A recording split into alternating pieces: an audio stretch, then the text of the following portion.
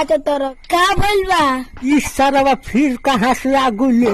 अरे सारावा हमार लड़का भइल बा, खिलाई दे।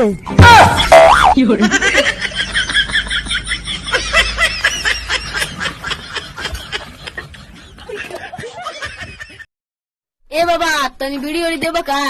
अरे साला बीड़ी बनी ना पियल जाला। ठीक बा, आज के बाद बीड़ी पियल बंद। सुनो सुन तनी से एक बात कहल चाहतनी।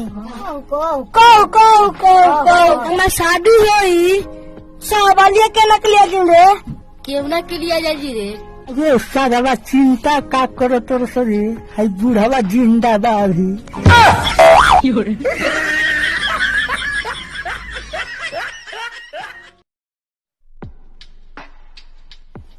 ए बुढ़ाऊ हमारे खेत में काय हवला हो? अरे तोर धियावा चुदू तोरा खेत में हगले नहीं थी। तब का कले बड़ो? अरे तेरे धियावा चुदू तोरा खेत में मुतलहू बनी।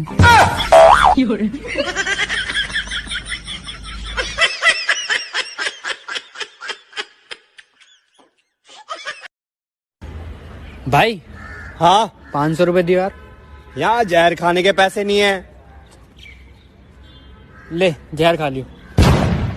तू बहुत सही दोस्त है मेरे भाई। अरे तेरे जैसे दोस्त हो ना तो दुश्मनों की जरूरत ही नहीं है, तू अकेला ही काफी है। सुनो सो अबरी के मेला में कमाल कर देवे के बा। बाला खुश बड़े रे, कौन चीज कमाल करे के बारे? अबरी के मेला में जिलेबी छाने के बा।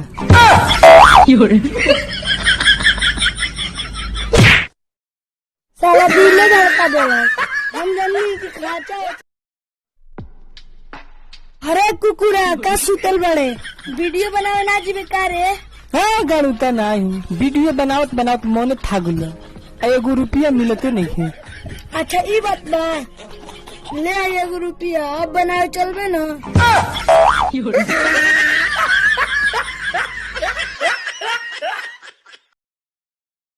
काहे न देखो तारा हो? तहार लिपस्टिक बड़ा अच्छा लागता। थैंक्स जी। तहार कनबलियो बहुत अच्छा लागता। थैंक यू जी। तहार हाथवा में के चूड़ियो बहुत अच्छा लागता। थैंक्स भैया जी। कैसे परेशान है? यार मेरी बीवी खो गई। यार मेरी बीवी भी खो गई, मैं भी ढूंढ रहा हूँ। तेरी बीवी कैसी दिखती है? बहुत खूबसूरत है। और तेरी कैसी है? मेरी जाए भाड़ में, चल तेरी ढूंढते हैं। तब रे तोर धियावा चदू, तोर लड़का हो गईल, तू तो हलवा न खेले। अरे साला क्यों न हमार लड़का भइल बा? तो अब के कर भइल बा रे? ऊ तो हमार मौगी के भइल बा।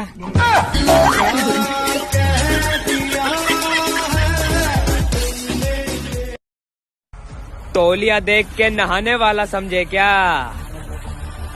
हाथ मुंह धोऊंगा मैं। मेरे बाबू ने थाना थाया। हाँ खा लिया, जा बर्तन मांजे जाके।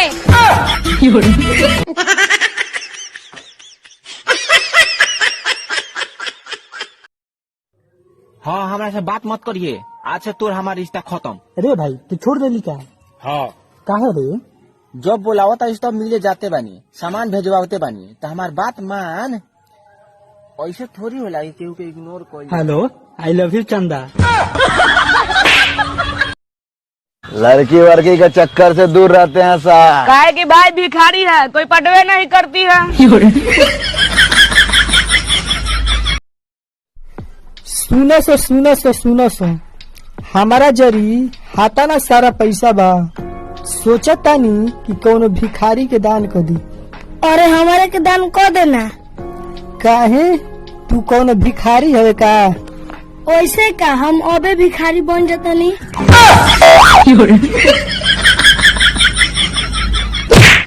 सरऊ के नाती भिखारी बनी।